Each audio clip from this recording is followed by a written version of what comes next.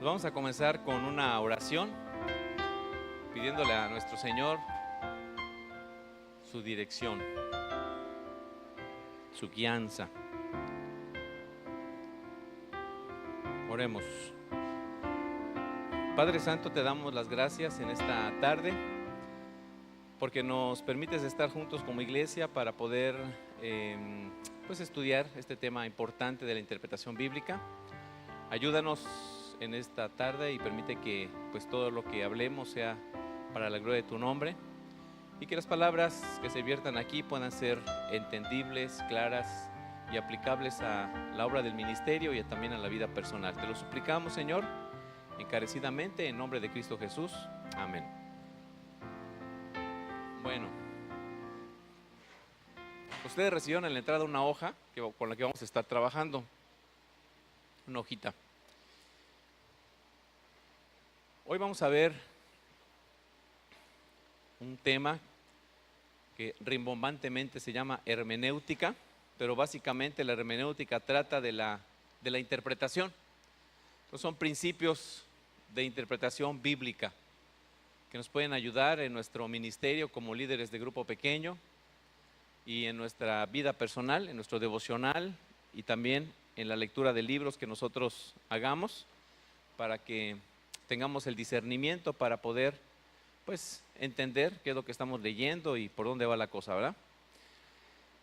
Es importante que nosotros estudiemos esto de la hermenéutica, esto de la interpretación bíblica, porque básicamente todos somos intérpretes.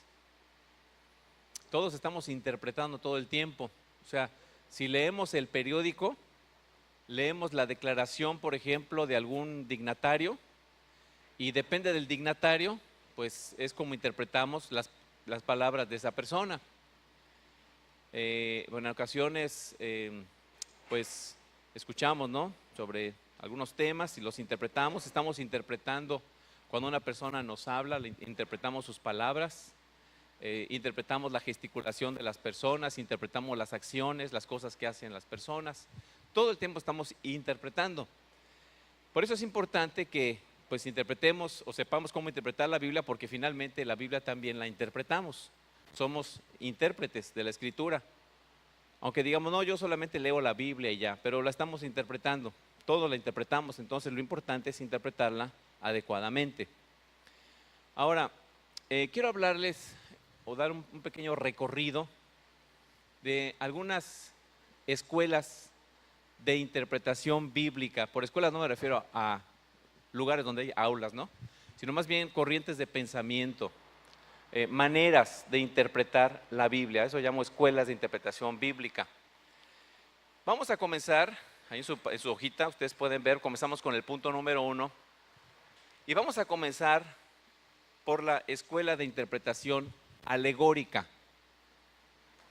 Escuela de interpretación alegórica o figurada, ¿no?, cualquiera de los dos, alegórica, mística o figurada, cualquiera de esas aplica, ¿no?, pero básicamente es la escuela de interpretación o método de interpretación alegórico. Bueno, ¿qué es una alegoría? Pues una alegoría básicamente podríamos decir que es asignar un significado diferente al que tiene un objeto, una experiencia, una cosa, una persona, una historia. Es asignarle una interpretación diferente a la que literalmente tiene. Por eso se le llama alegoría. Y los escritores bíblicos en ocasiones utilizan este recurso literario de la alegoría, ¿no? Es un recurso literario que en ocasiones hay escritores bíblicos que lo utilizan. Por ejemplo, uno de los escritores bíblicos que utiliza este método de interpretación es el apóstol San Pablo, en alguna de las partes, ahí en Gálatas capítulo 4, y vamos a leer lo que dice. Alguien que quiera leer a voz en cuello, Gálatas capítulo 4, versículos 21 al 27. A ver quién lo quiere leer. Gálatas capítulo 4, versículos 21 al 27.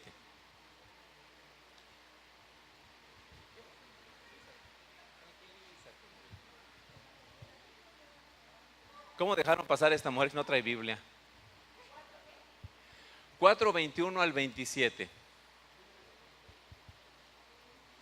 Sí, si puedes leer. Aquí lo tiene ya. Decidme los que queréis estar bajo la ley, no habéis oído la ley, porque está escrito que Abraham tuvo 2 hijos, uno de la esclava, el otro de la libre, pero el de la esclava nació según la carne, mas el de la libre por la promesa, lo cual es una alegoría, pues estas mujeres son los 2 pactos. El uno proviene del monte Sinaí, el cual da hijos para esclavitud. Este es Agar, porque Agar es el monte Sinaí en Arabia y corresponde a la Jerusalén actual, pues esta, junto con sus hijos, está en esclavitud. Mas la Jerusalén de arriba, la cual es madre de todos nosotros, es libre, porque está escrito: regocíjate, oh estéril, tú que no das la luz, prorrumpe en júbilo y clama, tú que no tienes dolores de parto, porque más son los hijos de la desolada que de la que tiene marido. Muy bien, entonces vemos que aquí el apóstol habla de forma alegórica porque él saca a colación una historia bíblica, saca a colación la historia de Agar, Abraham y Sara, ¿no? Entonces dice que Abraham tuvo un hijo con Agar y ese hijo obviamente pues tenía el estatus de la mamá, era una persona esclava y el hijo nació siendo esclavo. Y tuvo un hijo también con Sara. Y pues obviamente de acuerdo al estatus de Sara, que era una mujer libre, era la esposa, entonces en consecuencia el hijo también era libre. Esto haciendo alusión a las personas que querían alcanzar la salvación o que querían ser santificados a través de las obras humanas. Entonces los Gálatas, como ustedes saben, ¿no?, era una audiencia donde las personas creían que a través de actos religiosos y particularmente de la circuncisión, de una manera muy particular, pero de obras en general, las personas podían alcanzar la salvación. Entonces, el apóstol San Pablo utiliza esta historia diciendo que todas aquellas personas que desean alcanzar la salvación a través de las obras son personas que finalmente terminan esclavizadas. Y las personas que reconocen que pueden confiar en Jesucristo como Salvador por medio de la fe, y pueden alcanzar realmente salvación y son personas libres, ¿no? Dentro de esta audiencia particular, él utiliza esta historia y la utiliza de manera metafórica. Ahora, este es un recurso literario que utiliza el autor. Ahora, que el autor utilice este recurso literario no nos autoriza a nosotros a interpretar toda la Biblia de la misma manera. No nos autoriza a nosotros a interpretar la Biblia alegóricamente. Sin embargo, lamentablemente en muchos casos hay comunicadores, sobre todo en la red, en el YouTube y en diferentes, digamos, sitios o plataformas digitales, radio cristiana y otras cosas, y otro tipo de plataformas de comunicación.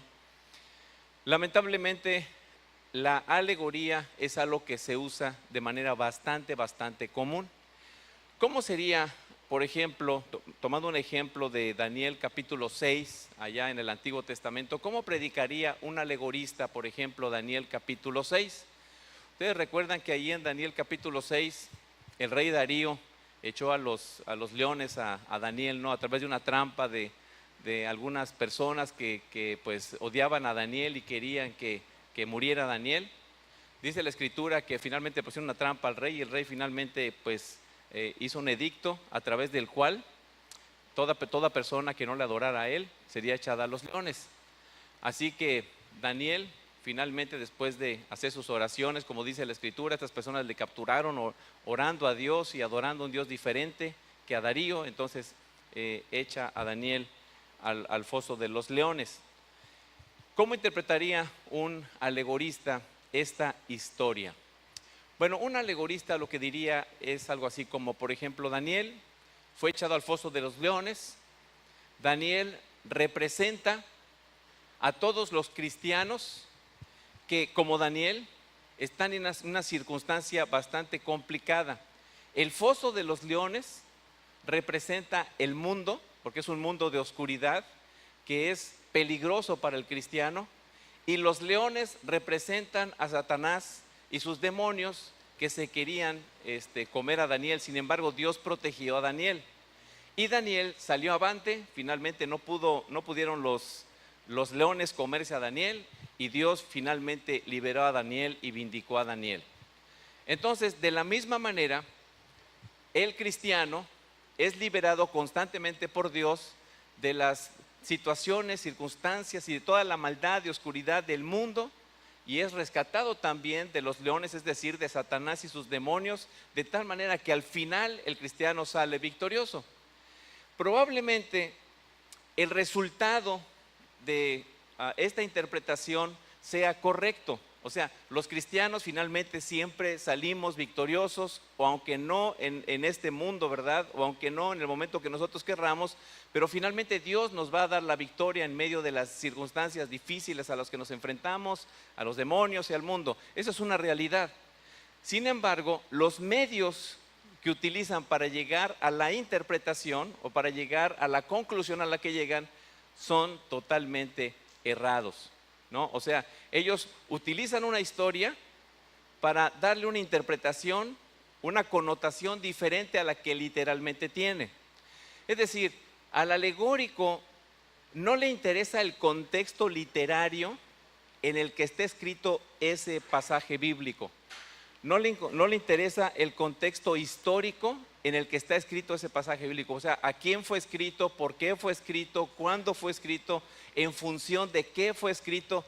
Eso al alegorista no le interesa, no le importa. Lo único que hace el alegorista es tomar ese pasaje en particular, extraerlo, sacarlo de su contexto y darle la interpretación que tiene este texto según su perspectiva, según lo que esta persona cree. O sea, esta persona saca de su contexto el texto y le da el significado que considera es adecuado. O sea, al alegorista no le importa el texto, el contexto histórico, no le importa el contexto literario. Lo que hace es extraer el texto y darle un significado diferente al que literalmente tiene. Hay un hombre, un gran hombre, un precursor de la Reforma, allá del siglo XIV, un hombre que es conocido por su piedad, un hombre bien intencionado, que evidentemente amaba a Dios, al final prácticamente de la Edad Media, en la Prerreforma, llamado Juan Wycliffe, ya siglo XIV después de Cristo. Y este hombre hace una interpretación muy interesante, alegórica por supuesto, de Lucas capítulo 10, versículos 25 al 37. Y me gustaría que alguien por favor leyera Lucas capítulo 10, versículos 25 al 37. Lucas 10, 25 al 37. Quien lo tenga, por favor, léalo en voz alta.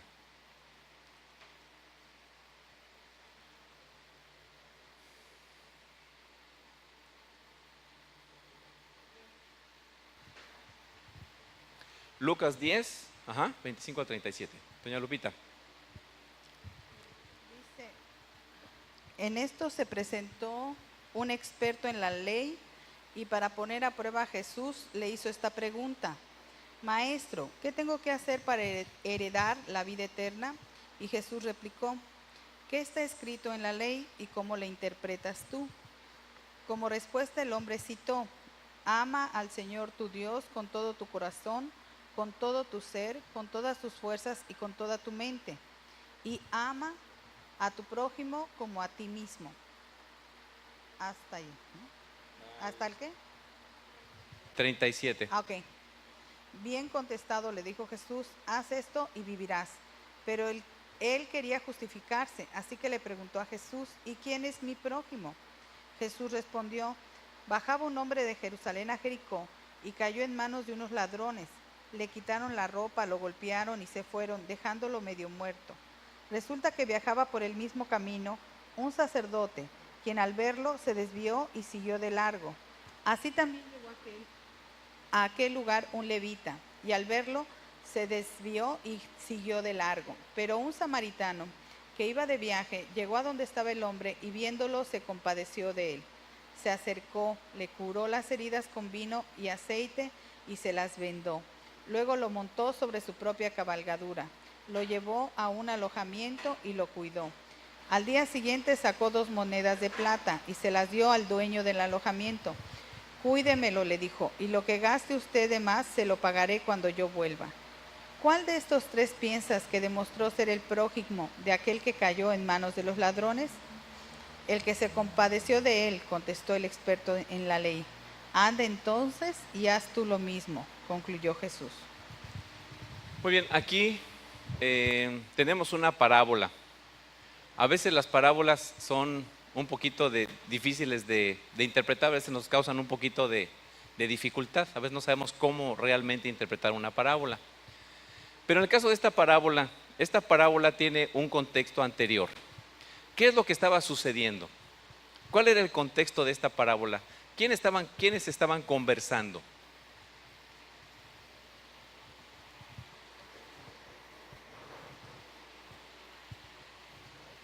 ¿Perdón? Jesús, ¿con quién estaba conversando Jesús? Con un experto de la ley, con un maestro, con un experto de la ley. Y entonces el experto de la ley le hace una pregunta a Jesús y le dice, ¿cómo puedo heredar la vida eterna? Es la pregunta que le hace.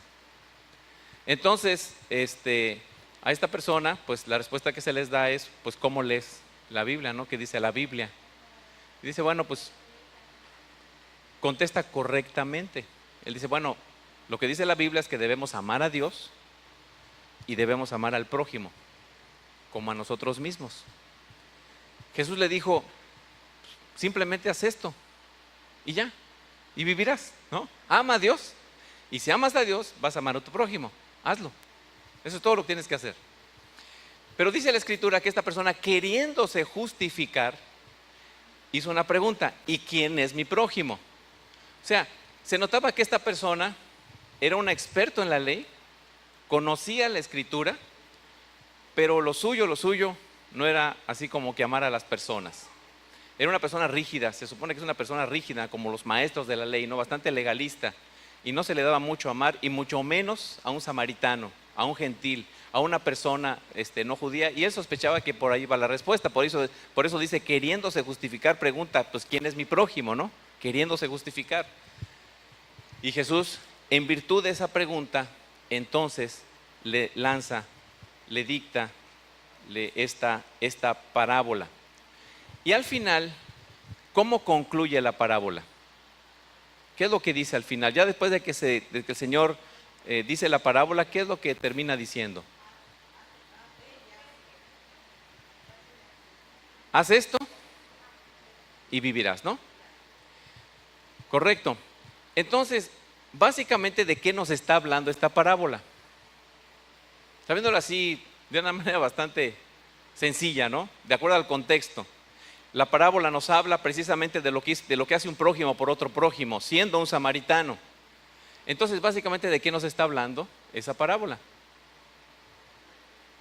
Sencillamente, nos está hablando del amor que debemos tener por el prójimo y quién es nuestro prójimo, ¿no? ¿Quién es nuestro prójimo? Porque dice, pues que un maestro de la ley pasó y lo dejó tirado, y que otra persona pasó y lo dejó tirado, y llegó un samaritano, una persona que ni conocía de Dios, y levantó a esta persona y la llevó al mesón, etcétera, etcétera, ¿no? Bueno, quiero que vean cómo Juan Wycliffe interpreta esta parábola, hablando de cómo se interpreta la Biblia alegóricamente. Dice, el hombre que descendía de Jerusalén a Jericó representa a Adán. Él cayó y fue a la ciudad que una vez fue destruida. Esa es la condición de él y sus descendientes. Los ladrones representan a Satanás y sus demonios. Los ladrones le despojaron. ¿De qué le despojaron? Pregunta Wycliffe. Le despojaron de su inmortalidad, o sea, él cayó y por lo mismo perdió la posibilidad de ser inmortal. Lo hirieron. Esto representa que lo persuadieron para pecar. Lo dejaron como muerto espiritualmente. Por eso el hombre está medio muerto. El buen samaritano es Cristo. Vendar las heridas es santificarnos del pecado. El mesón es la iglesia y el mesonero, el apóstol Pablo. Fíjense, ¿qué tiene que ver esta interpretación con la parábola? Es una interpretación, pues obviamente personal, subjetiva, que no tiene absolutamente nada que ver con la parábola, porque hay un contexto que nos está diciendo en función de qué viene esta parábola y cómo concluye esta parábola. Entonces, esta interpretación nos muestra cómo es el espíritu alegórico. El espíritu alegórico toma, en este caso, esta parábola, ¿cómo se llama? La saca de su contexto y le da la interpretación que considera que es la interpretación correcta. Ahora, ¿de dónde sale esta interpretación? ¿Cuál es el asidero o el punto firme para decir, esta interpretación yo creo que es una interpretación bíblica, porque de acuerdo a lo que dice la Escritura, entonces estoy autorizado a interpretar la Biblia de esta manera? ¿Dónde está ese asidero? ¿De dónde saca esta interpretación? Es una interpretación netamente subjetiva, personal, por una apreciación devocional que él ve del pasaje, pero que en realidad no tiene absolutamente nada que ver con el pasaje. Reitero, esta forma de interpretar la Biblia lamentablemente cada vez es más popular. O sea, es una mala hierba que ahorita les voy a mostrar cómo ha permanecido durante siglos y cómo es que ha permanecido durante tanto tiempo. Pero es una mala hierba que ha crecido en la iglesia, que de tal manera que muchos de los comunicadores de la Biblia predican con esta perspectiva alegórica. Y lamentablemente, pues muchos, inclusive presbiterianos reformados, decimos amén a interpretaciones como esta. Lo que sí tenemos que reconocer de comunicadores que utilizan esta forma de interpretación es que son personas muy persuasivas. Son personas que apelan a la necesidad de las personas, de los hombres, ¿no? De los individuos. Saben cómo manejar las emociones, saben cómo manipular los sentimientos de la gente y saben cómo llegarle a las personas de tal manera que las personas son movidos a creer lo que esa persona, lo que ese comunicador está diciendo. Y muchos libros que venden en la librería, pues están permeados por esta interpretación. Y reitero, ¿verdad? Muchos de los predicadores, que inclusive algunos de ellos son famosos en el YouTube y están así en el top 10 de los predicadores más famosos, interpretan de esta manera. Hay un señor llamado Filón, un judío helénico de Alejandría, contemporáneo de Jesús, que fue la persona que de alguna manera propagó este sistema de interpretación. A él le debemos que este sistema de interpretación durante tantos siglos haya sido propagado y haya sido diseminado. Y tomé una porción bíblica, una porción de su interpretación que hace de una porción bíblica de Génesis capítulo 2, versículos 10 al 14. Y me gustaría, por favor, que leyeran Génesis capítulo 2, versículo 10 al 14. Génesis 2, 10 al 14. Este Filón de Alejandría era algo así lo que para nosotros vendría a ser Matthew Henry, ¿no? Cuando tenemos alguna duda de algún texto bíblico, generalmente lo que hacemos es ir al comentario de Matthew Henry, que es un comentarista bastante conocido. Y entonces, ¿qué es lo que dice Matthew Henry? Pues Filón era algo así como el Matthew Henry de los judíos, ¿no? Él tenía sus comentarios bíblicos, particularmente de los primeros 5 libros de la Biblia, y los judíos generalmente consultaban a Filón para poder entender, entre comillas, esas porciones, determinadas porciones bíblicas. Pero vamos a ver lo que dice Génesis 2, 10 al 14.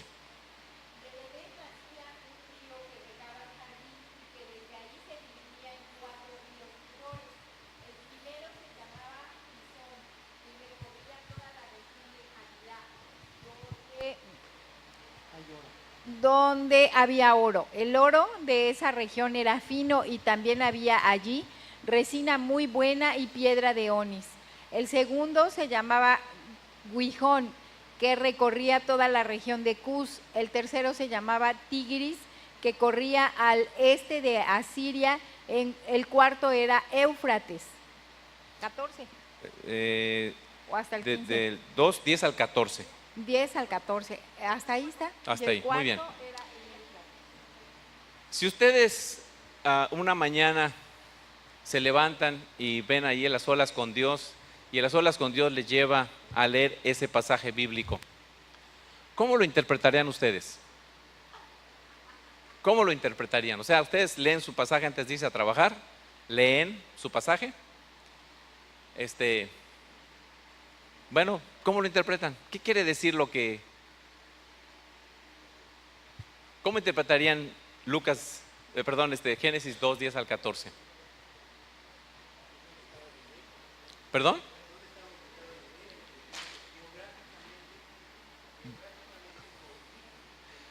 ¿Dónde estaba ubicado geográficamente el Edén? Un hermano por ahí en semana pasada comentó, era como el Google Maps, ¿no? O sea, como que nos da la ubicación sencillamente del Edén.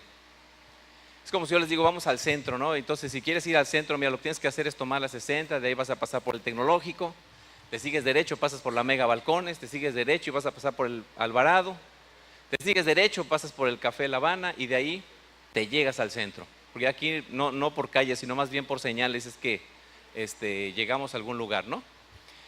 Pero al decirles eso, pues ustedes no podrían interpretar que yo les estoy diciendo, mira, el Tecnológico significa la ciencia, Mega Balcones significa el consumismo, el Alvarado significa la vanidad y el Café La Habana significa el vicio, porque algunos somos muy viciosos del café.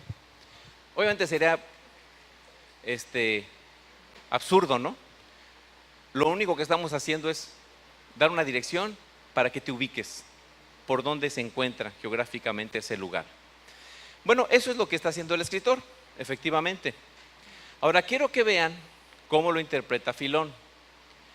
Filón dice, con estas palabras, textualmente estoy citando, con estas palabras Moisés se propone, fíjense cómo dice, Moisés se propone bosquejar las virtudes particulares que son 4: la prudencia, la templanza, el valor y la justicia. El río principal del cual salen estas 4 es la virtud genérica, que no es otra cosa que la bondad que nace del Edén, que es la sabiduría de Dios. Y las 4 virtudes particulares son ramas de la virtud genérica que, a semejanza de un río, riega todas las buenas acciones de cada uno con abundante caudal de beneficios. Bueno, para Filón, pues son 4 virtudes, pero para mí podrían ser 4 verdades. Para ustedes podrían ser los 4 evangelios, para otro podrían ser los 4 pecados, para otro podrían ser los 4 puntos cardinales. O sea, Filón interpreta 4 virtudes, pero cada quien podría finalmente dar la interpretación de 4 diferentes características, aspectos, cualidades, virtudes, de cualquier, o sea, podrían interpretarlo de cualquier manera, ¿no? Y esto obviamente no es extraer de la Biblia el mensaje, sino más bien es implantar el mensaje en la Biblia. En términos policíacos se dice plantar evidencia, ¿no? Y entonces, utilizando la metáfora de un minero, ¿no? Un minero no lleva una gema, se mete a la mina y la coloca dentro de la mina y después dice, mira lo que saqué. Lo que hace el minero es llevar las herramientas y empezar a picar, a picar, a picar hasta que encuentra una gema preciosa y entonces dice, mira lo que encontré, y entonces se extrae esa gema preciosa, la pule y la presenta como una gema que extrajo de esa mina particular. Y es lo que nosotros somos llamados a hacer cuando nosotros interpretamos la Biblia. Somos llamados a picar piedra para poder extraer la enseñanza bíblica, la verdad bíblica, el principio bíblico que debe ser aplicable a nuestras vidas, porque hay una sola interpretación, aunque hay múltiples aplicaciones. No la va a interpretar, no la va a aplicar igual un campesino, que un plomero, que un académico, que una persona que una enfermera, en fin. O sea, hay distintas aplicaciones, pero hay una sola interpretación. Entonces, el propósito es que nosotros extraigamos esa piedra preciosa para apreciarla y aplicarla a nuestra vida cotidiana. Ahora, ¿cómo es que el método alegórico comenzó a ser tan popular, particularmente en la iglesia de los primeros siglos? ¿Y cómo es que pues, es tan pertinente o tan actual todavía al día de hoy, ¿no? Después de 20 siglos? Si ustedes recuerdan, el reino de Israel se dividió en dos. Teníamos el reino del norte y el reino del sur. ¿Se acuerdan ustedes que según la historia bíblica, el reino del norte estaba compuesto por 10 tribus y el reino del sur por 2 tribus? El reino del norte finalmente fue desaparecido por los asirios en el año 921 antes de Cristo. Pero en el año 597, 586, más o menos, antes de Cristo, las dos tribus que estaban en el sur fueron exiliadas a Babilonia, fueron llevadas a Babilonia. Entonces, básicamente Nabucodonosor exterminó ahí a mucha gente, se llevó a mucha más gente, algunas las dejó ahí en Judá, o sea, en Jerusalén, ¿verdad? Sobre todo a las personas pobres, desamparadas, las dejó ahí en Judá. Destruyó los muros, quemó la ciudad y se llevó a las personas pues más importantes, las más prominentes, se las llevó allá a Babilonia. Las personas, algunas personas regresaron, eso lo vemos en el libro de Nehemías, eso lo vemos en el libro de Esdras. Algunas personas regresaron a Jerusalén, pero otros judíos más no regresaron a Jerusalén. Se quedaron allí en las periferias de Babilonia, ¿no? Por allá en el lejano oriente. Entonces, más o menos en el año 350, 325 antes de Cristo, lo que aprendimos en la prepa, ¿verdad? Alejandro el Grande conquistó muchas ciudades del sur de Asia, o sea, Asia Menor, básicamente Palestina, Alejandría, o sea, norte de África, para adentro, tierra adentro, ¿no? O sea, conquistó muchísimas ciudades. Y el propósito que tenía Alejandro el Grande no solamente era conquistar tierras, su propósito era conquistar los corazones de las personas, de tal manera que las personas se aculturaran, el propósito de él era como que aculturar a las personas con la filosofía griega, con la literatura griega, con los intereses de la educación griega. Y eso, ¿saben una cosa? Se llevó a cabo, o sea, Alejandro el Grande obtuvo el resultado que quería. Las personas fueron aculturadas y estas personas de diferentes regiones que adoptaron la cultura griega se les llama helénicos o helenistas, ¿no? Había muchos helenistas, año 300 antes de Cristo. Y entre estos helenistas había muchísimos hebreos. Muchos del pueblo de Dios habían sido helenizados. Y entonces estas personas apreciaban la filosofía griega, la literatura griega y la forma, obviamente la escritura, ¿no? La escritura griega. Por eso después se tradujo el Antiguo Testamento al griego, es lo que se llama la Septuaginta, ¿no? El Antiguo Testamento se tradujo al griego para que los hebreos pudieran leer, o sea, hebreos que ya no sabían leer, nuevas generaciones que ya no sabían leer el arameo, pudieran leer la Biblia en el griego. Bueno, más o menos en este tiempo, ¿no? Ellos fueron aculturados, pero había una rama de la literatura griega que gozaba de mucha popularidad entre los griegos y los helénicos, que eran los famosos mitos, o sea, la mitología griega. Y ustedes saben que un mito no se puede interpretar de manera literal. Un mito generalmente se interpreta de manera alegórica. O sea, se trata de una historia espectacularmente presentada, de una odisea, y finalmente esta odisea tiene un significado, pero no es un significado literal, sino es alegórico. Así que este señor Filón, en el tiempo de Jesús, porque Filón es contemporáneo de Jesús, sabiendo que los judíos helénicos o helenistas apreciaban la filosofía griega y los mitos griegos, este señor pensó que una buena manera de que los judíos no perdieran la tradición bíblica, la tradición de leer la Biblia, de admirar la Escritura, pensó que una buena idea sería hacer una especie de sincretismo, una combinación entre lo hebreo y lo griego. O sea, ¿cómo podemos hacer para que estos hebreos amen la Biblia, ¿no? Pero son helénicos. Bueno, lo que podemos hacer es interpretar la Biblia como se interpretan los mitos y contar muchas historias, como por ejemplo Filón cuenta muchas historias sobre la creación de forma mitológica, así como de forma bastante como una historia muy espectacular para que las personas las vean como si fuera mitología. Y a través de esta interpretación, como se interpretaba la mitología, pensaron que estos hebreos podrían apreciar la Biblia.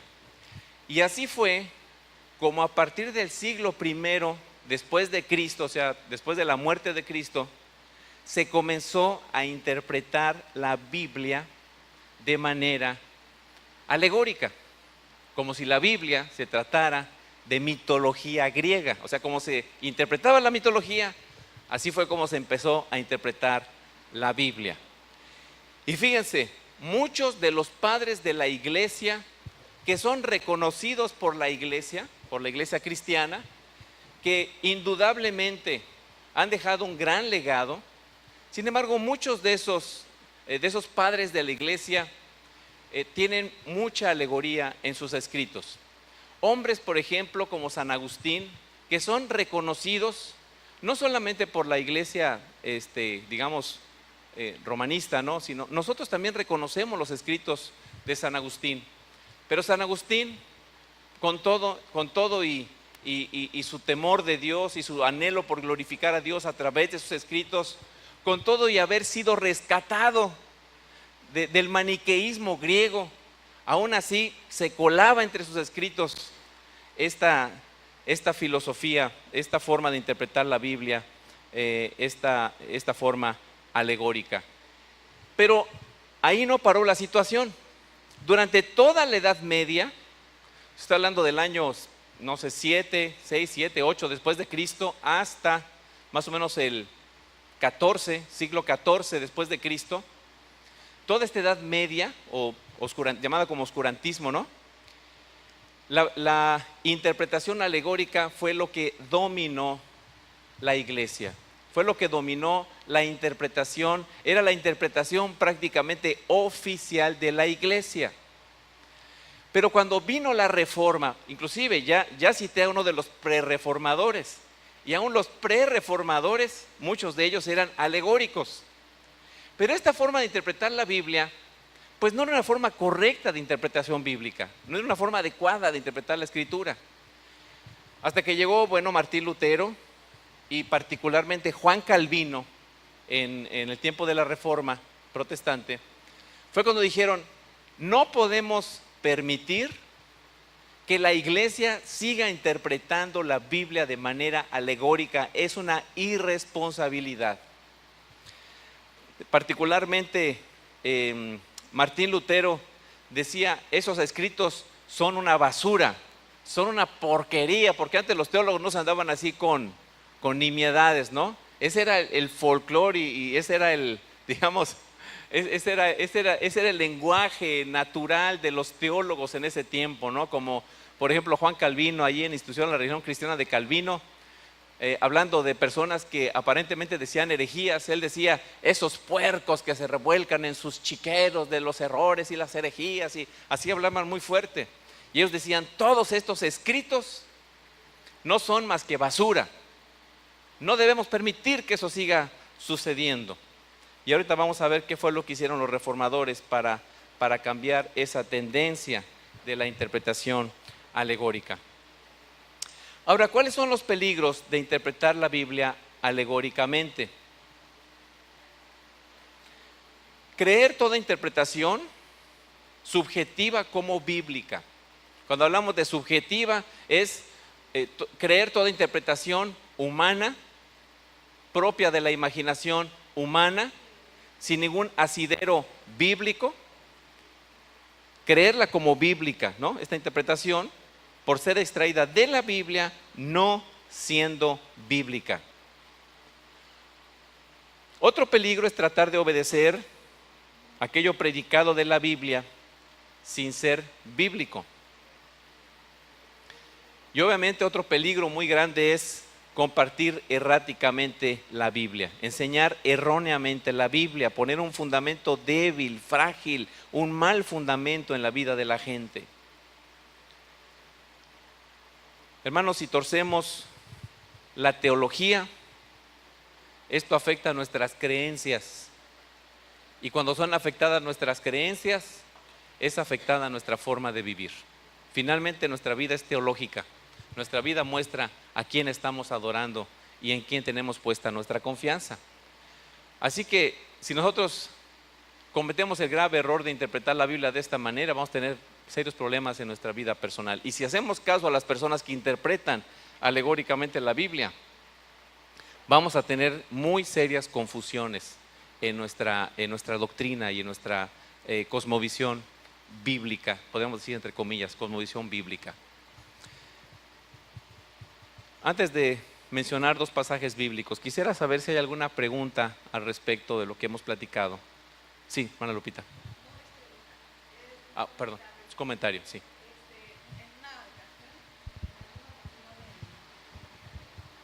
En alguna ocasión me invitaron a una de estas iglesias nuevas que aparecen por todos lados. Y fui con mucho gusto porque se trataba de un bautizo de un familiar. Pero el pastor que estaba ahí atendiendo a esa comunidad sacó el pasaje de con la vara que mides serás medido, y puso 3 botes de diferente tamaño para las limosnas. Entonces decía él que del tamaño de tu aportación era el tamaño como tú ibas a ser juzgado por Dios. O sea, mayor aportación te iban a juzgar mejor, a menor aportación te iban a juzgar con más severidad. Pero así sacó ese. Está buena la enseñanza, ¿no? Ya cuando me dieron un BMW. Sí, 3 botes así, diferentes tamaños. Con la vara que mides, serás medido. Así. Eso se llama alegorización. Y eso es tan común. Sí, Rigo.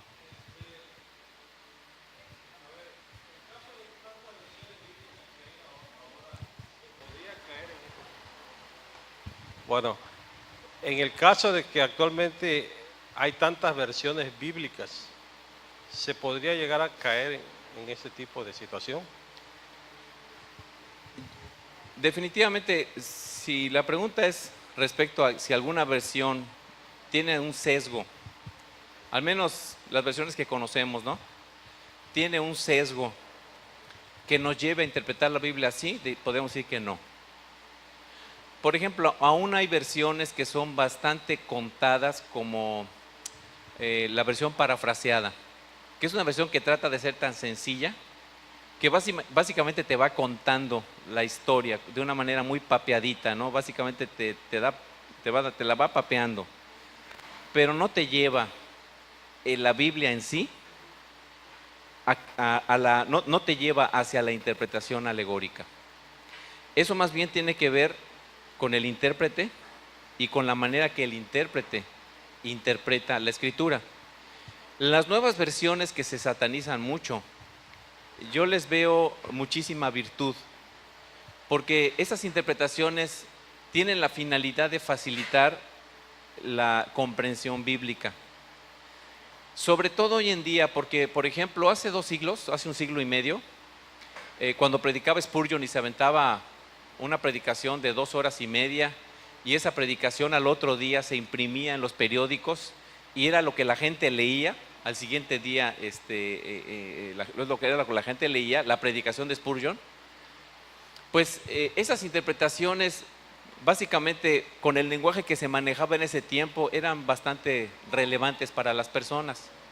El lenguaje va cambiando, el lenguaje es dinámico, ¿no? Entonces, pues obviamente estas traducciones, el propósito es de ir siguiendo esos cambios y de tratar de que las personas puedan comprender la Biblia con mayor facilidad. Y entonces en vez de que te pongan longanimidad, te ponen otra palabra que quiere decir lo mismo, pero que sí la puedes entender, ¿no? Por ejemplo, o los términos como fuisteis, quisisteis, vinisteis. Son Biblias, por ejemplo, la Reina Valera, la Biblia de las Américas, bastante textuales, sobre todo las Américas, bastante textual, pero a veces son un poquito difíciles de seguir. Entonces, estas nuevas versiones nos ayudan, pero yo considero que las versiones en sí, como que no tienen el propósito de llevarnos hacia allá. Eso más bien tiene que ver con la interpretación de la persona y sobre todo los predicadores de moda, los libros de moda. Porque, no sé, lamentablemente los predicadores más taquilleros son los que regularmente interpretan así la escritura, como lo que dijo ahorita doña Lupita. Y suena tan bien, y lo hacen tan bien, y mueven tanto a la gente, que ves sus iglesias repletas, llenas de personas. Y ves que son iglesias bien montadas, o sea, no así, como dicen aquí, chaniglesias, no, iglesias bien montadas. Pero su fundamento es muy hueco, está hueco, ¿no? No tiene más fundamento. Ahora, lamentablemente también hoy en día hay mucho existencialismo, o sea, las personas se dejan llevar por sus sentimientos. Entonces dicen, aquí se siente el poder de Dios. En esta iglesia sí está, o sea, hay personas que se atreven a decir, en esta iglesia sí está el Espíritu Santo porque siento cómo la palabra me está llegando a mi corazón. Pero en realidad, pues es el comunicador que es muy hábil para poder llegar a las personas, para poder trastocar esos asuntos muy particulares y saben manejar las emociones de la gente y las personas se sienten ministradas. Pero las personas a veces no piensan en función de fondo, sino solamente en función de forma. Y el alegorista lo que hace es dar mucha forma, pero muy poco fondo. Entonces ahí es donde está el asunto, ¿no? Por eso digo que es muy común, es un sistema de interpretación muy común hoy en día, muy común, ¿no? No sé si hay algún otro comentario al respecto. ¿Sí quedó claro? Así como que... Porque una alegoría es eso, tomar una experiencia, una persona, una cosa y darle un significado diferente. Ahora, voy a hacer un apéndice aquí. En la Biblia existe un tema que a lo mejor en alguna ocasión se va a tocar, y de hecho yo quería tocarlo al final, nomás que ya no lo voy a poder tocar porque ya no me da tiempo. Ya después de cuatro veces diciendo lo mismo, ya me di cuenta que no me da tiempo de decir lo último que yo quería hablar, de Levítico. Pero sí hay pero sí hay en la Biblia un lenguaje tipológico, es decir, tipos y antitipos, que parecería alegoría, pero no es alegoría. ¿Por qué? Por ejemplo, en el Antiguo Testamento se habla del templo de Jerusalén. Entonces yo puedo interpretar que el templo de Jerusalén, que es una construcción, representa a Cristo. Pero ahí no estoy alegorizando, porque Cristo dijo, destruyan este templo y yo lo voy a reconstruir en 3 días. Y esa fue una de las acusaciones. Entonces, el templo representa a Cristo porque Cristo mismo lo dice. Es más, Primera de Pedro capítulo 2 nos dice que nosotros somos el templo de Dios hecho con piedras vivas. Cristo es la cabeza, nosotros somos el cuerpo de Cristo, somos el templo del Espíritu Santo, el templo del Dios viviente. Entonces, ¿cómo sabemos que no alegorizamos? Porque lo que dice en el Antiguo Testamento lo estamos utilizando, en el Antiguo Testamento, lo que dice el Antiguo Testamento lo estamos iluminando a la luz del Nuevo Testamento. O sea, el Nuevo Testamento lo que hace es iluminar el Antiguo Testamento. ¿Cómo sé, por ejemplo, que el sumo sacerdocio del que habla el Antiguo Testamento tiene que ver con Cristo? ¿Por qué puedo asegurar que el sumo sacerdote que ministraba en el Antiguo Testamento es una sombra o un tipo de Cristo? Porque en Hebreos capítulo 7 nos habla de Cristo como el gran sumo sacerdote.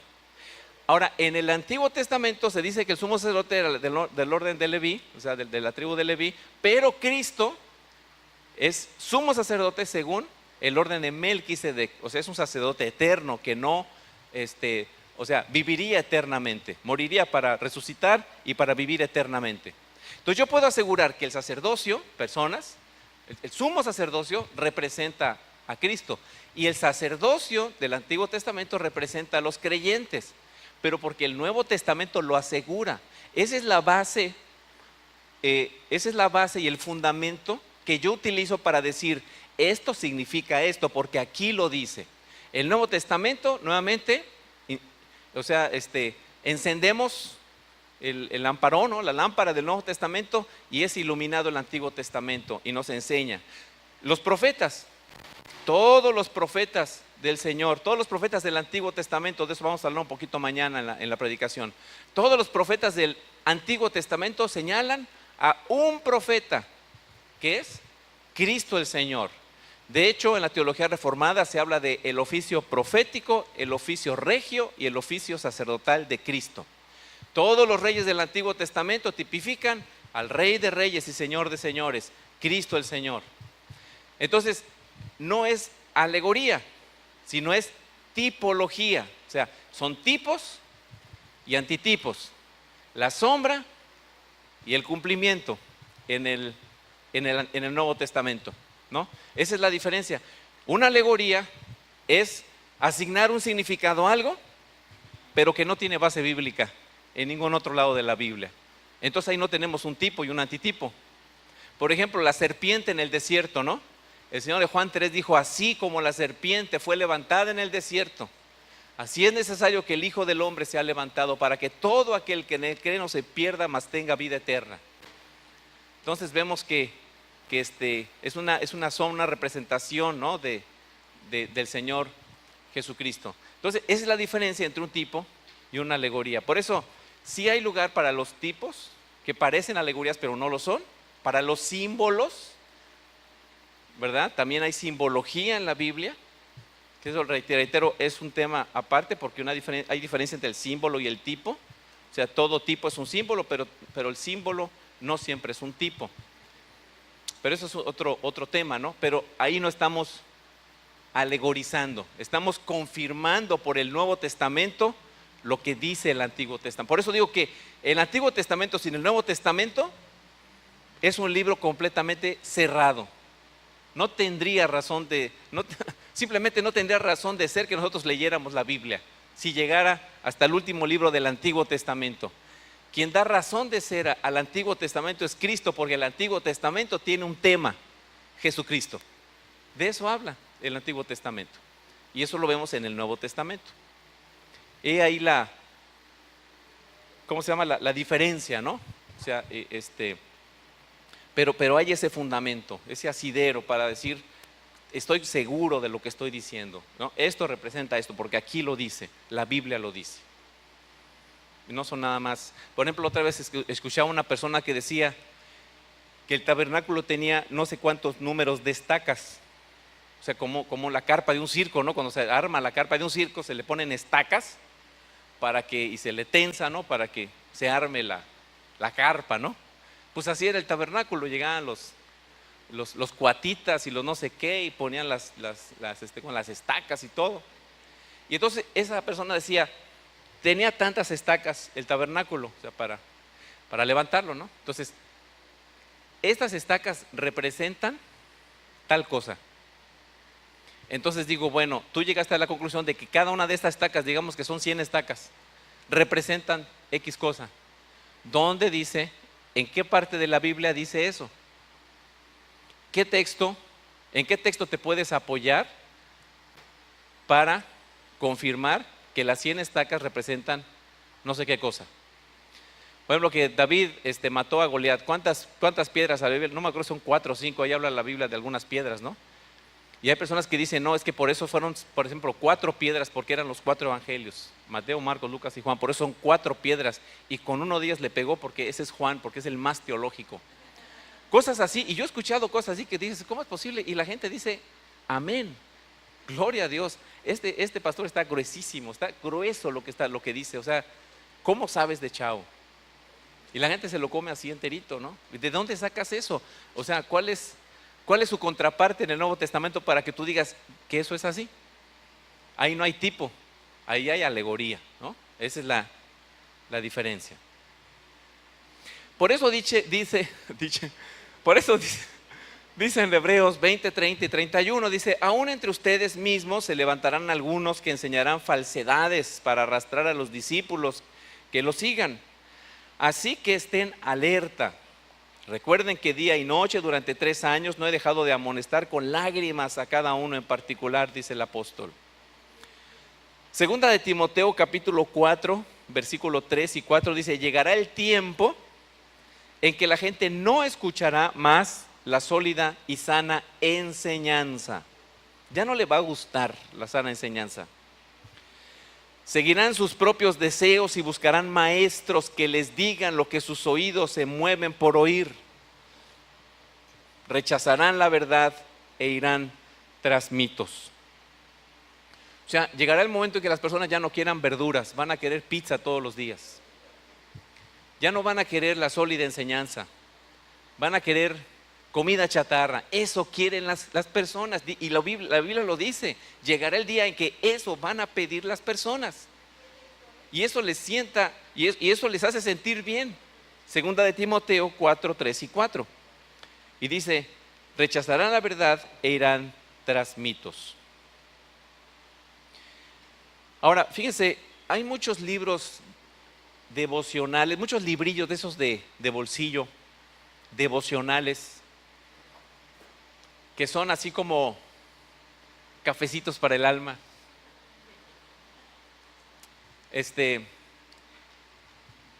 Que son muy, o sea, los leemos y nos sentimos como ministrados. Muchos libritos devocionales chiquitos que venden en las librerías cristianas. La verdad, si tú lees estos libritos devocionales, tú le das una ojeada, te vas a dar cuenta que en la inmensa mayoría de todos esos libritos tienen interpretación alegórica. La gran mayoría.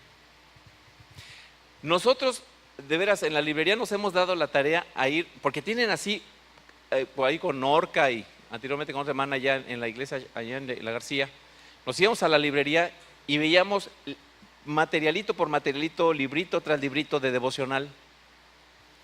Y hay un anaquel en esa librería que está por ahí por la 128, que está lleno de puros libritos devocionales, de diferentes autores, como el Pan Diario y todo ese tipo de libros, ¿no? Libritos devocionales.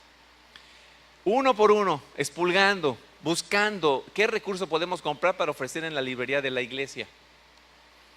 Y la verdad, qué difícil es encontrar un librillo devocional que sea útil para la iglesia.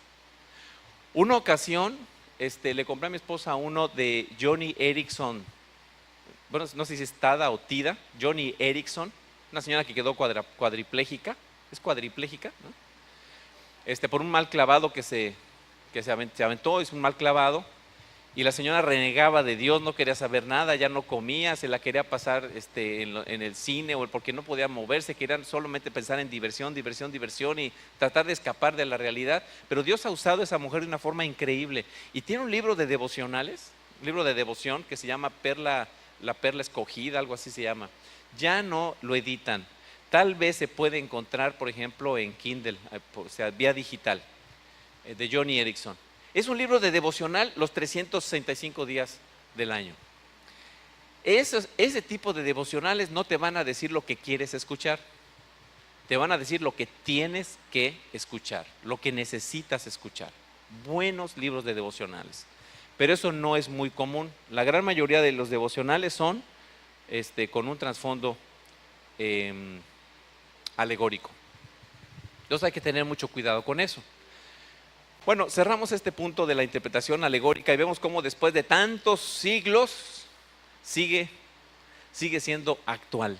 Sigue hasta nuestros días esa inercia que tiene su trasfondo en la literatura griega. No es literatura hebrea, sino es literatura griega. Bueno, no sé si hay algún otro comentario o hasta ahí. Pasamos al que sigue. Número 2. Escuela de interpretación racionalista. Miren, por un lado, el alegorista todo lo ve subjetivo. Por otro lado, el racionalista todo lo ve de manera objetiva. Es decir, para un racionalista no hay verdad que se pueda considerar verdad, digamos, si no es algo científicamente comprobable, si no es algo completamente razonable y objetivo. En la Edad Media, con todo y la alegorización que se hacía de la escritura y todos los errores que había en la Edad Media, sin embargo, en ese tiempo, la autoridad de las personas era Dios. Toda la discusión teológica, filosófica, giraba alrededor de Dios. Toda la discusión filosófica giraba alrededor de Dios. La autoridad era Dios y la autoridad de las personas era la Biblia. Había una tensión entre la fe y la razón, pero en la Edad Media, dentro de esa tensión, siempre la fe tenía supremacía sobre la razón. Entonces las personas decían, yo creo para entender, no entiendo para creer. De hecho, hay uno de estos filósofos teológicos o teólogos filosóficos que decía, yo quisiera tener la capacidad en mi cabeza para poder entender tan solo un poco de lo que ya creo de la Biblia. O sea, esta persona no decía, yo no puedo creer lo que dice la Biblia porque no lo entiendo. Hasta que yo lo entienda, entonces lo voy a poder creer. No, este filósofo teológico decía, yo quisiera tener la cabeza para poder entender todas estas cosas que creo con todo mi corazón. Por ejemplo, ¿quién entiende la Trinidad? Han querido graficar la Trinidad, han querido usar metáforas para hablar de la Trinidad, que si un huevo, que si la cáscara, la yema, la clara y entonces la Trinidad. Y no hay una metáfora que pueda hacer justicia a la realidad de la Trinidad.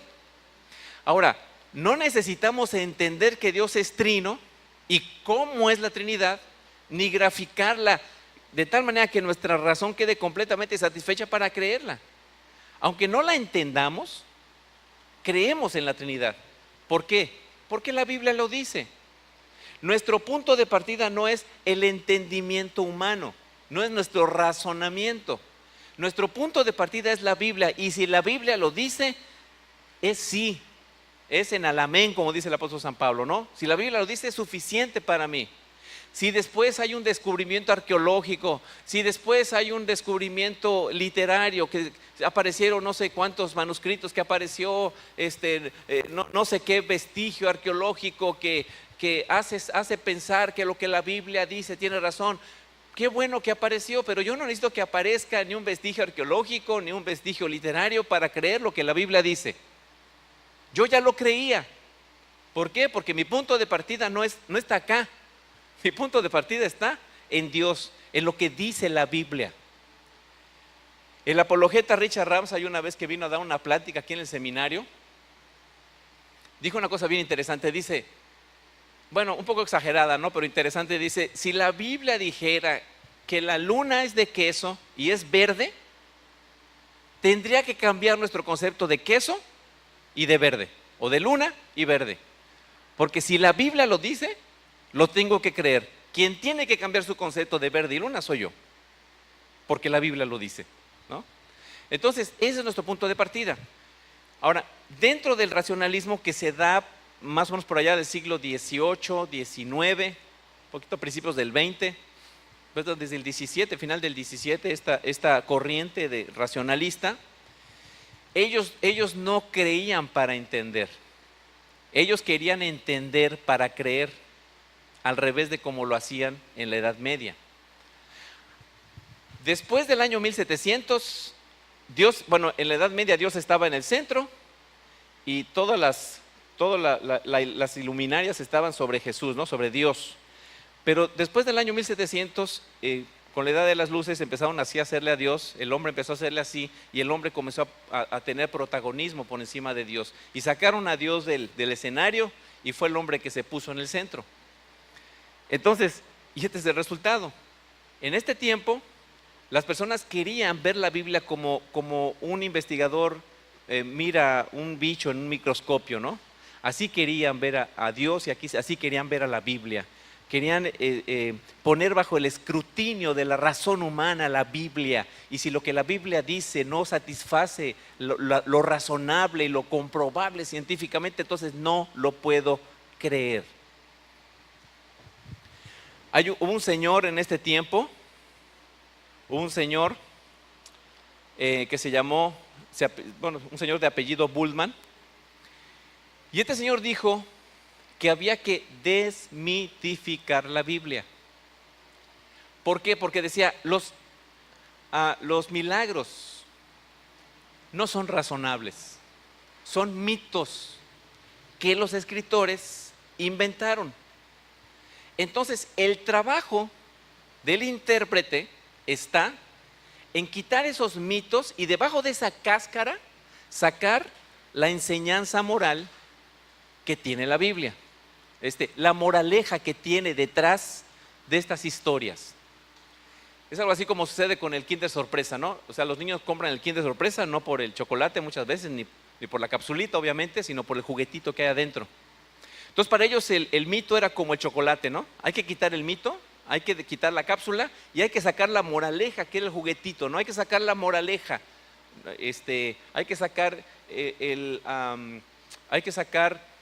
la enseñanza moral que tiene esto para nosotros. Por ejemplo, la alimentación de los 5,000.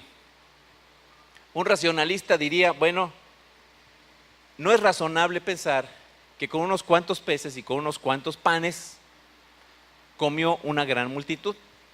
Eso no es razonable, eso no puede ser. Entonces, lo que tenemos que hacer es hacer a un lado el mito y realmente entender qué fue lo que pasó ahí. Bueno, los escritores hicieron, a través de un milagro, quisieron llamar nuestra atención y hacernos saber que hay un milagro maravilloso que ocurrió allí. ¿Qué fue lo que pasó? Bueno, que las personas llevaron cada una su lunch y entonces se compartieron, como en los anuncios de Coca-Cola, ¿no? Se compartieron su lunch los unos a los otros, hay que compartir.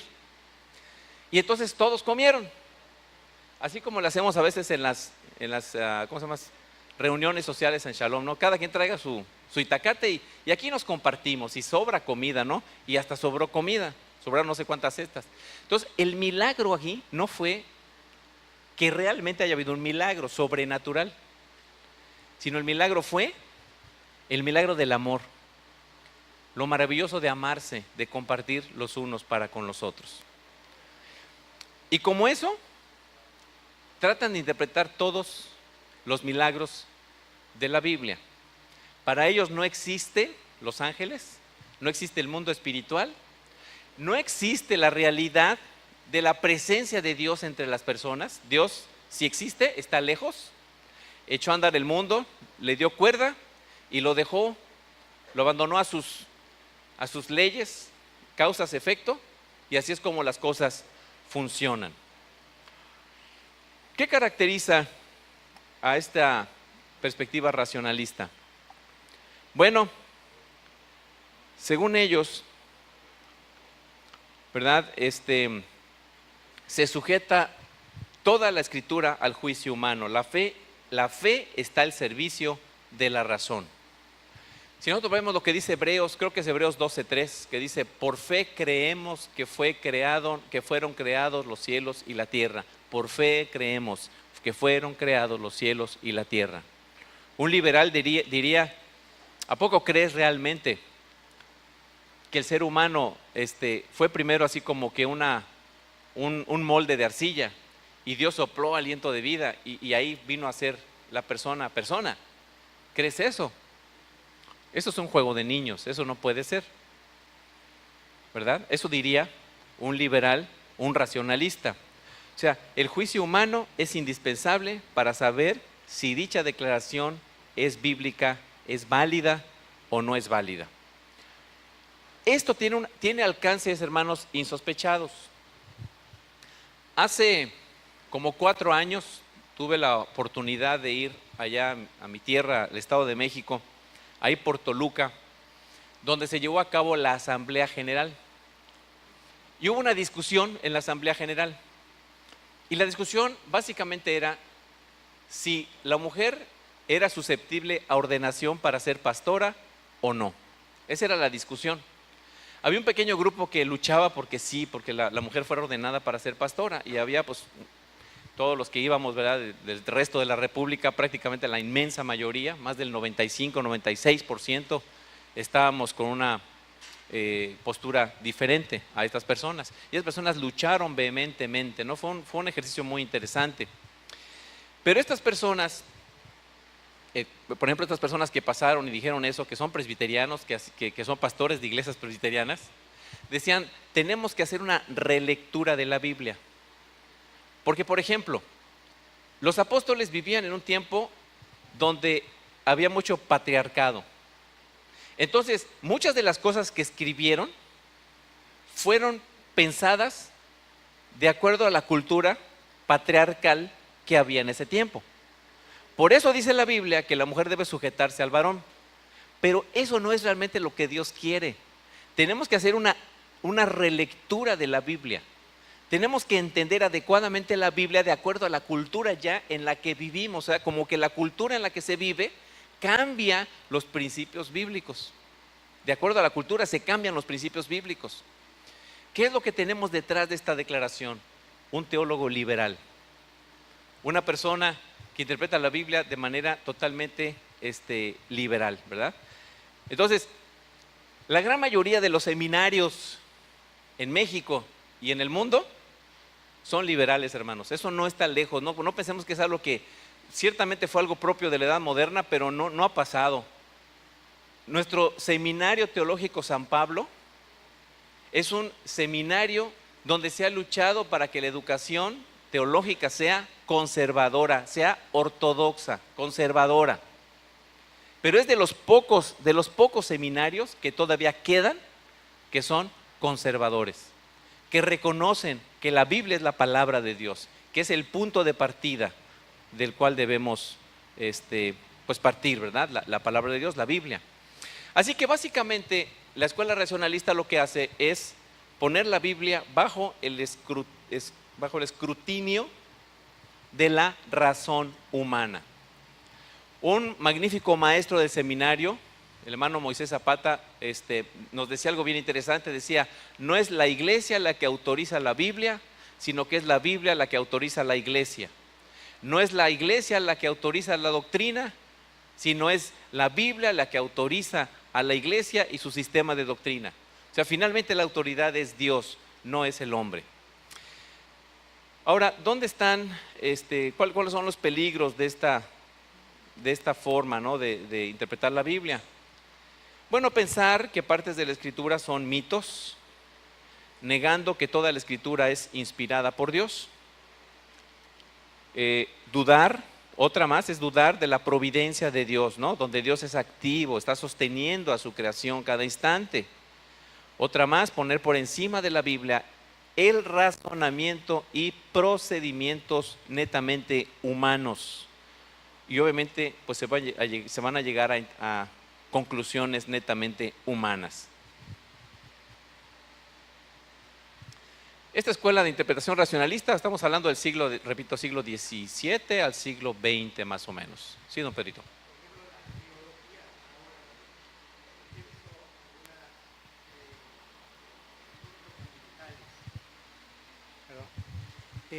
Hablo de la arqueología bíblica. Hay unas personas que se dedican a buscar vestigios arqueológicos para comprobar la Biblia. Entonces ahí sería un buen ejemplo de cómo el hombre pretende siempre encontrar lo material para explicar lo espiritual. Y pues ahí tenemos un gran problema, ¿no? Sí. Bueno, aunque hay una escuela de apologética evidencialista, la apologética es pues la defensa de la fe, ¿no? Y hay autores que son muy serios, hermanos, muy respetables, que han sacado libros que a través de esas evidencias bíblicas tratan de convencer a la gente de que lo que dice la Biblia es verdad. Y son hermanos súper respetables, ¿no? Yo en particular los respeto mucho. Hay una serie de libros, La evidencia de Jesús, La evidencia de no sé qué, hay muchos libros que son muy buenos, ¿no? Tienen muy buena información. Pero esta escuela de apologética es evidencialista. O sea, mira, te voy a enseñar las evidencias para que tú creas. Como nosotros aprendimos aquí en el seminario, es una escuela de apologética presuposicionalista. O sea, nuestro punto de partida es la Biblia.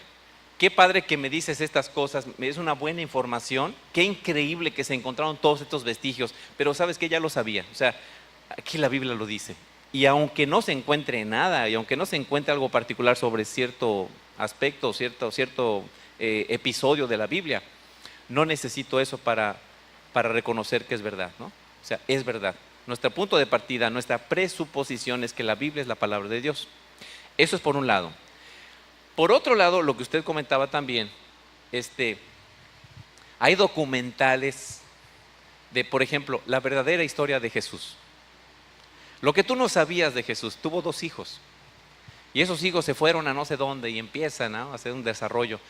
Pues, obviamente, canales en Cablevisión o el History Channel y sus canales, que créanme, no tienen el propósito de glorificar a Dios cuando hacen sus documentales. Son básicamente, digamos, son ateos tratando de explicar la Biblia. Entonces está complicado, ¿no? Que podamos coincidir con este punto de vista, ¿no? Ateos tratando de explicar lo que nunca van a poder explicar, de acuerdo a lo que dice la Biblia, ¿no? Ay, no me pongas este aparato, por favor. Bueno, ¿y qué hacen estos racionalistas cuando en la Biblia dice algo tan tajante como que no seas homosexual? ¿Cómo le hacen para desmitificarla? Bueno, ahorita ya salió otra versión de la Biblia, la versión inclusiva de la Biblia. Sí. Entonces, en esa versión, pues ya le dieron cuchillo a todos los pasajes que no están en los manuscritos más antiguos, que hablan sobre la homosexualidad. Entonces ya les dieron cuchillo. Entonces, el ser humano busca, ¿no? Hay un sitio en internet que se llama lasotrasovejas.com. Y obviamente está, creo que se entiende, ¿no? Las otras ovejas, las ovejas de colores. Lasotrasovejas.com. Y en ese sitio de internet, te dan, según ellos, una razón exegética, haciendo según ellos exégesis bíblica, de que la Biblia no prohíbe la homosexualidad. Obviamente, pues, tuercen la escritura porque es sumamente clara, ¿no? Pero así es el corazón humano. O sea, si mi punto de partida es tratar de justificar mi pecado, voy a encontrar maneras de justificarlo a través de la Biblia. Pues es uniforme, pero ya ves. Es explícito, claro. La Trinidad es implícita, pero pues esto es explícito, pero clarito, ¿sí?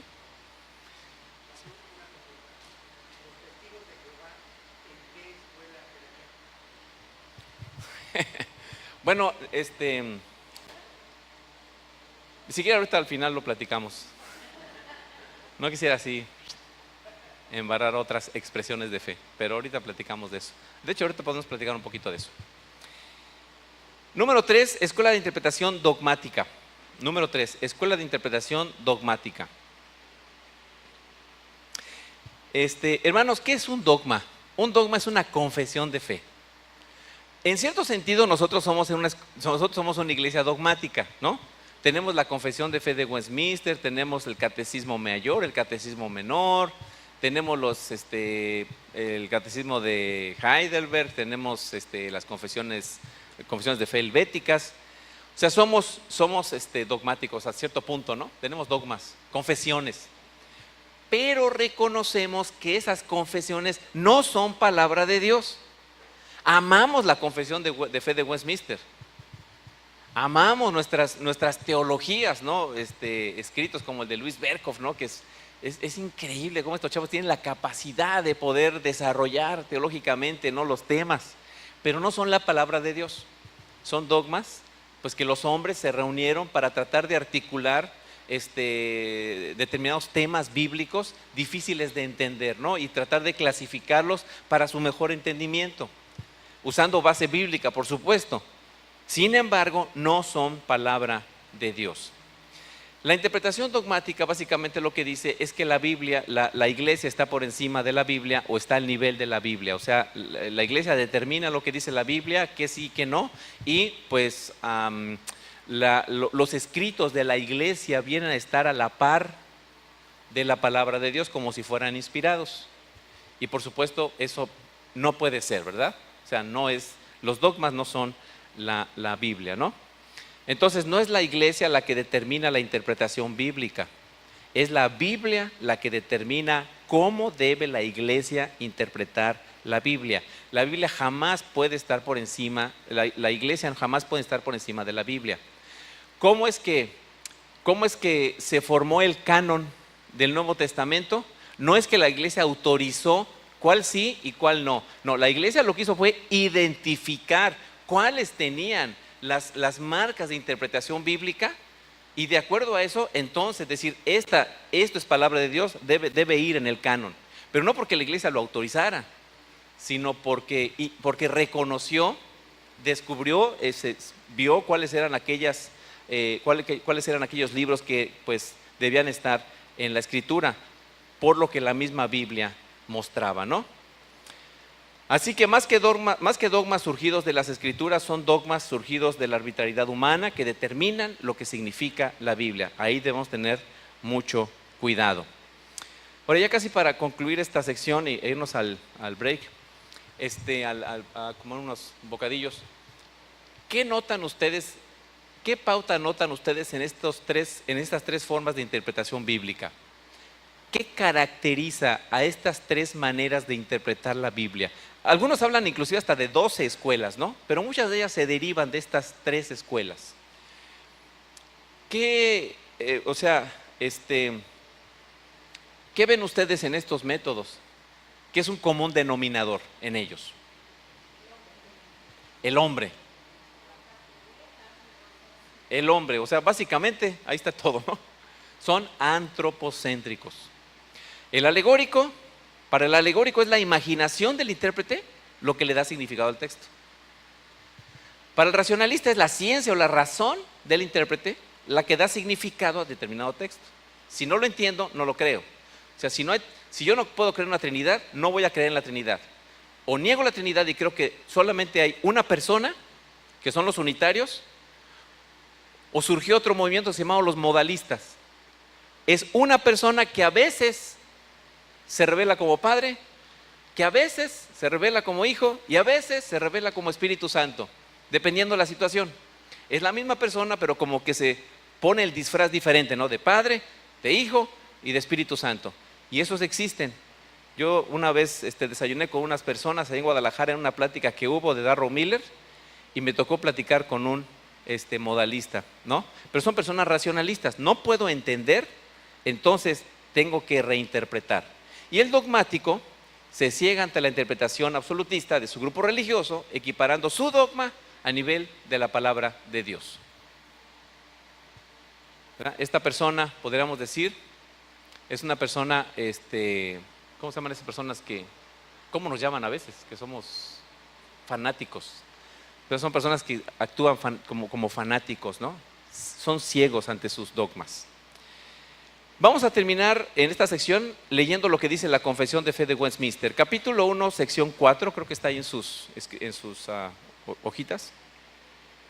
Dice, la autoridad de las Santas Escrituras por las que ellas deben ser creídas y obedecidas no depende, dice nuestra confesión, de testimonio de ningún hombre o iglesia. O sea, yo debo creer la Biblia y mi fe y mi obediencia no depende del testimonio de ningún hombre o iglesia, sino exclusivamente del testimonio de Dios, quien en sí mismo es la verdad, el autor de ellas, y deben ser creídas porque son palabra de Dios. Segunda de Timoteo 3:16 dice que toda la Escritura es inspirada por Dios Y la palabra que usa el apóstol ahí es la palabra theopnestos, que se traduce como inspirada, que quiere decir soplo hacia afuera. Eso significa que la palabra de Dios es de autoridad divina. Y en 2 de Pedro 1, 19 y 21 se dice que los santos hombres de Dios no trajeron este testimonio de manera personal, ¿no? Sino que fueron guiados por el Espíritu Santo, llevados, conducidos por el Espíritu Santo para escribir lo que escribieron, de tal manera que escribieron la palabra de Dios. Capítulo 1, sección 9. La regla infalible para interpretar la Biblia es la Biblia misma. A la pregunta, ¿cuál es la regla infalible o método infalible para interpretar la Biblia? La respuesta tiene que ser, es la Biblia. Por lo tanto, cuando hay dificultad respecto al sentido verdadero y pleno de un pasaje, cualquiera que este sea, ¿verdad?, cuyo significado no es múltiple sino uno, un solo significado y múltiples aplicaciones, como ya decía anteriormente, este se debe buscar y establecer por otros pasajes que hablen con más claridad del asunto. Capítulo 1, sección 10. El juez supremo por el cual deben decidirse todas las controversias religiosas, todos los decretos de los concilios, las opiniones de los hombres antiguos, las doctrinas de los hombres y de espíritus privados, y en cuya sentencia debemos descansar, no es ningún otro más que el Espíritu Santo que habla en las Escrituras. O sea, nada de que Dios me habló en sueños y me dijo y me reveló. Como hace 3 semanas escuché la noticia de un pastor que tuvo un sueño, un pastor que ya se había divorciado 2 veces, y tuvo un sueño, y en ese sueño se trataba de que pues Dios le había dicho que tomara como esposa a una pequeña de 12 años de la congregación para que fuera su esposa y para que la edificara en la fe. O sea, en su sueño no apareció una mujer de 60 años, de 50 años, era un hombre ya grande, ¿no? No, una jovencita. Y entonces la segunda esposa dice, es el ungido de Dios. Y entonces si él dice que Dios le dijo y Dios le habló en un sueño, quiere decir que así fue, porque es el ungido de Dios. Y yo lo apoyo, y la iglesia lo tiene que apoyar. Y nadie lo puede juzgar, porque es el ungido de Dios. Entonces aquí en nuestra confesión dice, no, el Espíritu Santo es quien resuelve cualquier controversia, y el Espíritu Santo habla en las Escrituras. Entonces yo digo, mira, Dios me dijo que tú debes amar a tu esposa porque aquí dice que así lo debes hacer. Si yo digo que Dios me dijo que tú debes perdonar es porque aquí dice que tú debes perdonar. Aquí lo dice, Dios lo dice, ¿no? Porque es la Biblia a través o sea, es la Biblia, la palabra de Dios, y Dios habla a través de ella. Muy bien, hasta aquí terminamos con estas 3 formas de interpretar la Biblia, y la última hora la vamos a dedicar así rápidamente para hablar de la 4ª escuela de interpretación, que es con la que nosotros nos identificamos, y lo vamos a ver cada punto a la luz de un libro del Nuevo Testamento. Entonces cada punto lo vamos a ir no solo recitando, sino también pues interpretando a la luz de la Escritura. Muy bien, pueden pasar, hermanos, vamos a orar por los alimentos, pueden pasar, ahí hay un refrigerio para todos ustedes, tenemos 15 minutitos para relajarnos, despejarnos, comer algo, cargar energías y regresar para continuar. Vamos a orar por los alimentos. Dios, te damos gracias por los alimentos que nos regalas. Te rogamos que seamos fortalecidos para que con mucho entusiasmo terminemos este tiempo y podamos pues interpretar tu palabra como tú quieres, Señor, de una manera responsable, y que en todo tú tengas la gloria, Señor. Gracias por tu amor, por tu pastoreo en nuestras vidas y por tus bendiciones. En Cristo Jesús, amén.